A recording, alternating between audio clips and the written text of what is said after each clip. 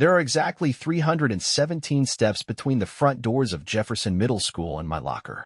I used to count them, not because I was particularly fond of math or walking, but because every step was a reminder that I still had time before I entered the exhibit. I called it the zoo. That's what it felt like. The hallways were cages. The students were animals. Some were harmless, like the sleepy koalas who just wanted to get through the day unnoticed. Some were wild dogs in packs, noisy, messy, clumsy. And then there were the predators.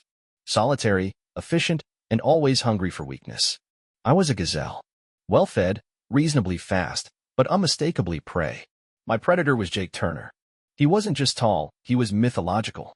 A creature that shouldn't exist at our age. 6'1" with shoulders like he'd been lifting cars since birth, and a face that looked permanently bored and mildly disappointed in everyone.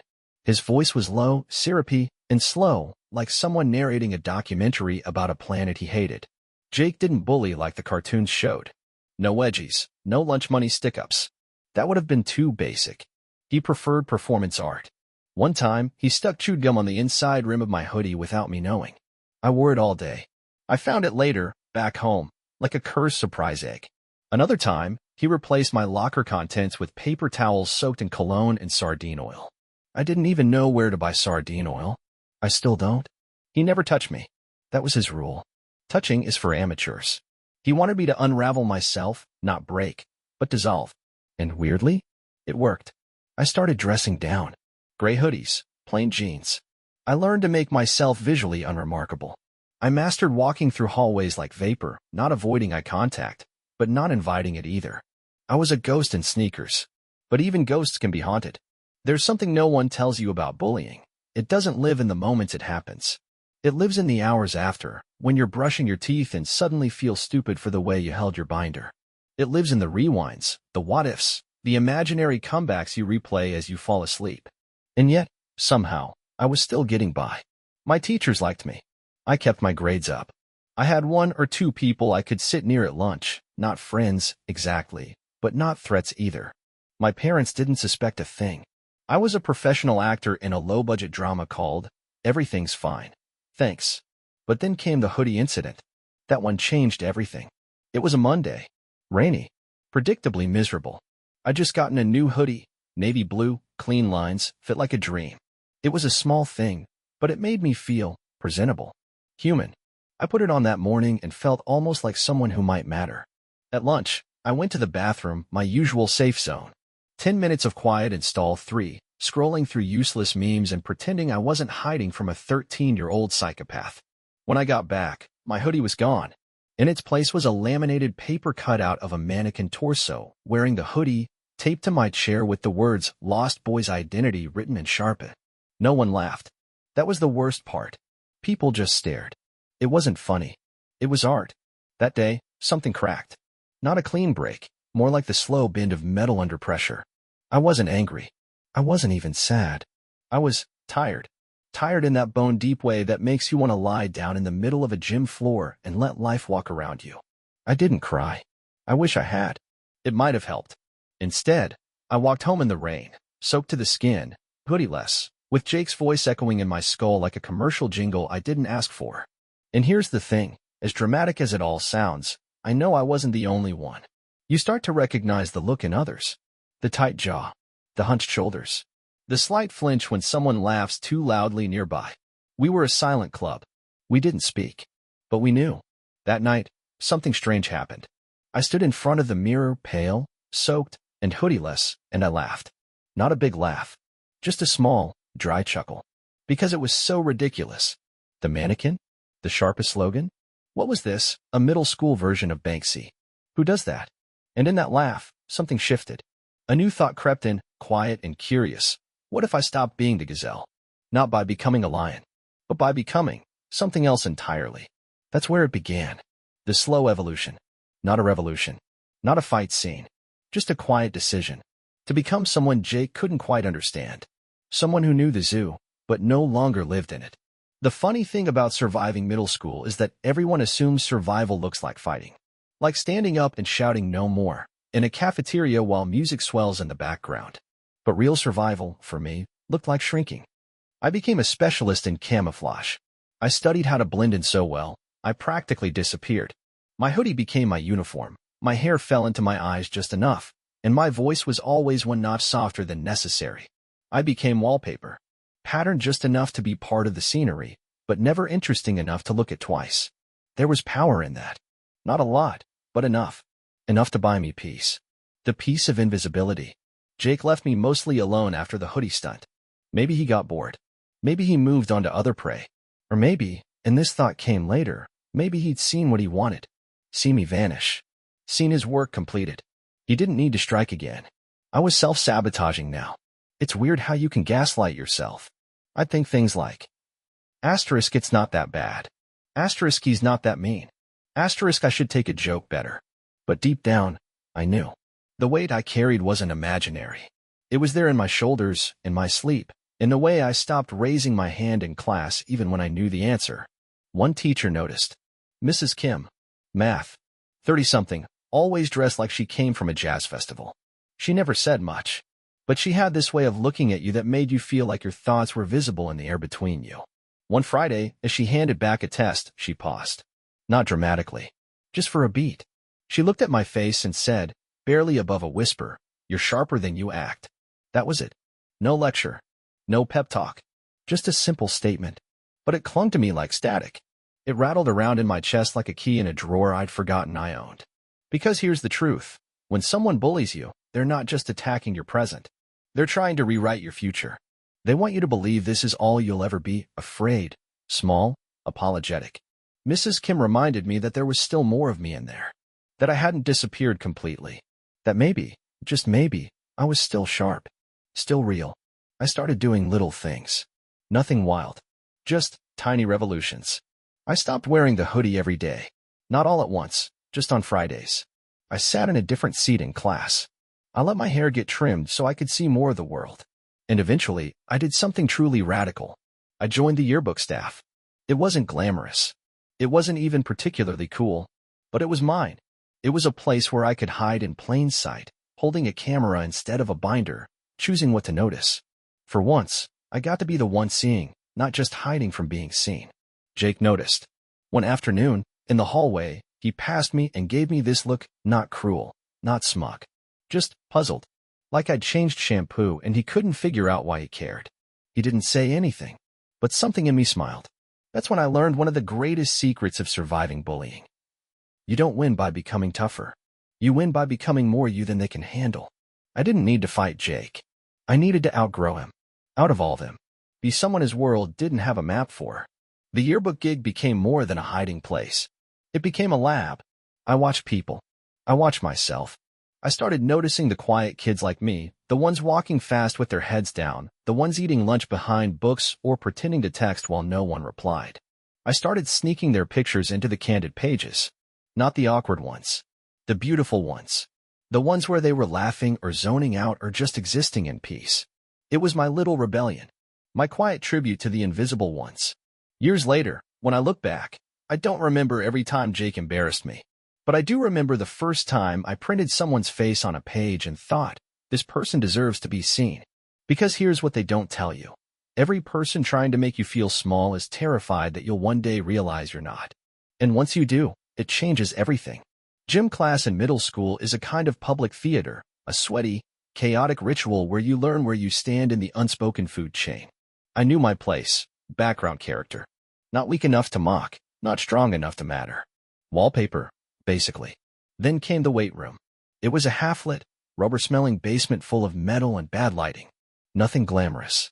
Just bars, plates, and posters of shiny people doing things none of us could manage. In that room, something strange happened. Everyone, even Jake, became human. You can't fake strength when your arms are shaking under a bar. Even the loudest guys looked small underweight. It was honest. I started going early. Not to impress. Just to move. Lift. Breathe. Repeat. It felt good to be in control of something, even if it was just a rusty bar. And weirdly, in that quiet, I remembered my mom's laugh. Loud, contagious, totally unfiltered.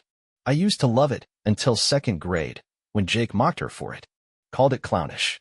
After that, I asked her not to come to school stuff anymore. I pretended I didn't care. But in the silence of that basement, I missed her laugh. Deeply.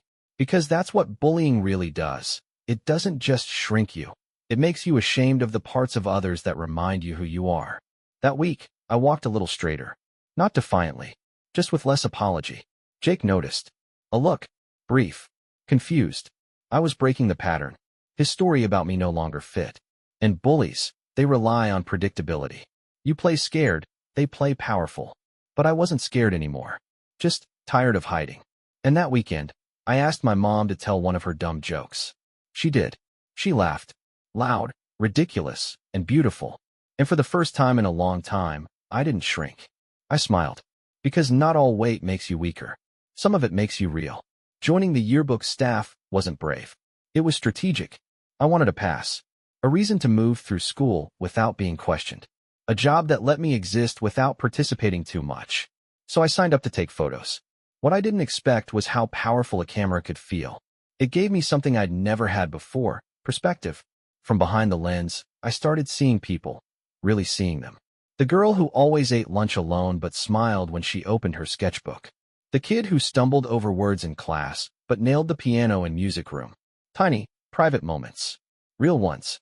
And then, one day, I turned the camera on myself. Not literally, just emotionally. I caught myself smiling at something someone said. Not fake, not guarded. Just real. That's when it hit me. I'd started coming back. Slowly, quietly, bit by bit. Not because anything changed on the outside. Jake still existed. The school was still the same zoo. But something inside me was shifting, not growing louder, just steadier. Confidence isn't loud. Sometimes, it's just the decision to show up again. To look people in the eye. To stop flinching at shadows that aren't even there anymore. I started slipping photos of the invisible kids into the yearbook. Not posed. Not staged. Just them being human. Laughing, thinking, living. No one noticed, really. But that was fine. It wasn't about being noticed. It was about proving we were there. That we mattered. That we weren't just wallpaper. There was a moment, small, forgettable to anyone else, when I realized I was no longer afraid of Jake. He passed me in the hallway. No push. No smirk. Just silence. I didn't brace. I didn't hold my breath. I just kept walking. And that was it. That was everything. People talk about standing up to bullies like it's a dramatic standoff. But sometimes, it's just walking past them without shrinking. Power shifts quietly. First in your body, then in your thoughts. I wasn't trying to win. I wasn't trying to prove anything. I was just done letting him rent space in my head. Funny thing is, once I stopped reacting, Jake seemed smaller. Not physically, just less mythic. His power depended on me flinching. And when I stopped, he lost his script. He tried, once or twice, to bait me. A loud comment. A sarcastic glance. But it didn't land. I didn't need a comeback. Silence worked just fine. That silence wasn't weakness. It was clarity. It said, you don't define me anymore. By spring, people had started to shift around me. Not dramatically, just noticing. I wasn't popular, but I was present. More solid. Less background. And that was enough. Because I was never trying to be anyone else. I was finally learning how to be me, in full volume, even if it was quiet. There are moments that don't look like anything on the outside. No flashing lights, no big gestures. But inside you, something changes. Something permanent. Mine happened on a Wednesday. I had started going to the weight room early. Not to prove anything. Not for anyone to notice. I just liked the quiet. The rhythm. The sense of control. There was peace in the repetition. Lift, lower, breathe. I was still small, still learning, but I liked who I was becoming in that room. Jake must have noticed. That day he walked in early too. Just the two of us. No witnesses. The air shifted the second he entered. My breath shortened. My muscles tensed. He looked at me, not surprised, like he'd been waiting for this. Thought you'd quit by now, he said, slow and lazy. I didn't respond. I kept lifting. My heart was pounding so loud I could hear it in my teeth. But I didn't stop. He walked over, took the bench beside mine. Started lifting more than I could ever manage. But he wasn't showing off, not really. He was watching me. After a few reps, he set the bar down hard. The clang echoed off the walls. Still pretending to be something you're not. There it was. The jab. I felt it in my spine. But I didn't look at him. He stood, walked closer. His voice dropped. You think just because you sweat a little and act quiet, it makes you different? It doesn't. You're still that same scared little freak who flinched every time someone looked at you. I froze. But then something inside me cracked open. I turned to him. Finally looked. And for the first time, he wasn't 10 feet tall. He wasn't a monster. He was a kid. Angry. Shaky. Probably more broken than I ever realized. I'm not pretending, I said quietly. My voice didn't shake. He stared at me, waiting, like he needed me to fall apart to complete the scene. But I didn't. You can keep talking, I said. But I'm not listening to you anymore. His mouth twitched. A flicker of something. Maybe confusion, maybe fear.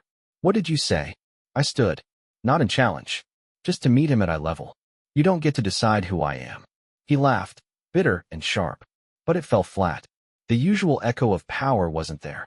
He took a step back. You think you're better than me now? I shook my head. No. I think I'm better than I was. That's enough. Something in his face cracked. Not visibly. But his shoulders sagged, just a little. Like he was tired of holding up the armor. He didn't reply. He left. Just like that. And I sat back down. My arms shook. My breath trembled. But my chest felt light. Because I had stayed. And I had spoken. Not to destroy him. But to reclaim myself. That night, I looked in the mirror. Really looked. No hoodie. No disguise. And for the first time in a long time, I saw someone I liked staring back. He looked tired. But whole. He looked like me. It's strange how the second you stop trying to disappear, people start looking at you differently. Not in a movie moment kind of way. No slow claps. No dramatic lighting. Just longer glances. Softer words. The kind of acknowledgement that says, you're here. I get it. And slowly, that made me want to do the same for others. I didn't become a motivational speaker or suddenly start high-fiving the freshmen. But I did small things. Tiny rebellions. I saved a seat at lunch for a kid who usually ate standing up. No announcement. Just moved my tray, nodded at the chair. He took it. I slipped a compliment into someone's notebook about their sketch, their handwriting, their ideas. Signed it anonymous. Even though they probably knew. I edited the yearbook in ways no one noticed but me. I picked the shyest faces for the biggest pages. I found the best photos of the people no one looked at twice. And for the first time in my life, I felt powerful. Not Jake powerful. Not fear-based, not loud. But real power, the kind that doesn't need to be seen to matter. Because here's the twist. When you've been hurt, your instincts tell you to armor up. Harden. Build walls. But sometimes, the real strength comes in doing the opposite. In staying soft. In noticing. In choosing not to pass the damage forward. And yeah, it's ironic. The kid who used to count his steps to avoid pain was now walking toward people who looked like he used to. Not as a savior. Just as proof that it gets better. That you don't stay a shadow forever. That quiet can be strong, too. It happened on a Tuesday, sometime after lunch. I was walking through the east hallway, same one I'd trudged 1,000 times, when it hit me. Jake hadn't said a word to me in months. No stares. No sabotage. No weird little psychological art projects taped to my locker. Nothing. And I didn't feel relieved. I didn't feel scared. I didn't feel anything at all. Which, strangely, was everything I needed to feel. Because when you're bullied, you spend so much time imagining your moment, the big payoff, the scene where you finally stand up, shout something brilliant, and the crowd parts like the Red Sea. But the truth? Sometimes healing is boring. It sneaks up on you in the middle of a hallway, disguised as silence. Jake didn't vanish. He was still at school. Still tall, still loud, still Jake. But he had moved on. And more importantly, so had I. I stopped rehearsing fake comebacks in the mirror. Stopped checking reflections in display cases to see who was behind me. I no longer braced for impact when someone walked too close. He wasn't in my head anymore. And without him echoing in my thoughts, I had space again. Room for things I hadn't realized I'd lost. Like noticing people. Really noticing them. Not out of fear, but out of curiosity.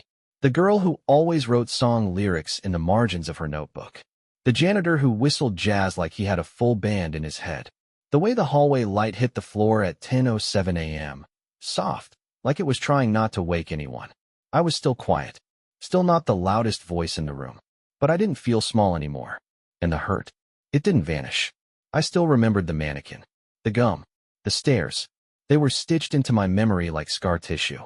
But they didn't define me. They reminded me. Not of weakness, but of what I'd survived. Because healing doesn't mean forgetting. It doesn't mean pretending nothing ever happened. It means building a life anyway. It means showing up, day after day, even if your hands still shake a little. Jake faded. His power shrank down to a footnote in my story. But I didn't fade. I stayed. And that was the quiet revolution.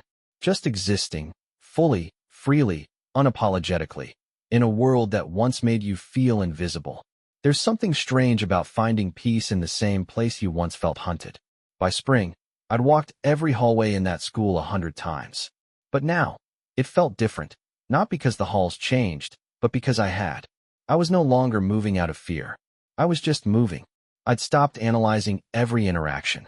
I didn't second-guess my voice when I answered questions in class. I even laughed out loud once, without checking who might be watching. It wasn't a switch that flipped. It was a slow return. A return to myself. Because bullying doesn't just steal your confidence, it steals your self-trust. It makes you question every instinct. Should I say that? Should I wear this? Should I even show up? But trust rebuilds slowly. One tiny decision at a time. Like the day I wore a yellow hoodie. Bright. Loud. Unmissable. It wasn't a statement. It wasn't rebellion. I just liked it. And I was tired of dressing like a shadow. No one said anything. And that silence felt louder than any insult. Because this time, it didn't mean invisibility. It meant acceptance, or at the very least, indifference. Which, after years of fear, felt like a gift. I sat in the front row of class that day. Not to prove anything. I just wanted a better view of the board. My pen didn't shake. My mind didn't race. I was just there. Fully. I'd started living without apology. And the weirdest part? No one stopped me. No dramatic backlash. No spotlight. The world just kept turning. It was almost disappointing, until I realized how beautiful it was. Because that's how real healing works. Quiet. Uneventful. No applause. Just freedom. And that yellow hoodie? I wore it again the next week. Not because I had to, but because I wanted to. On the last Friday of 8th grade, I did something I hadn't done all year.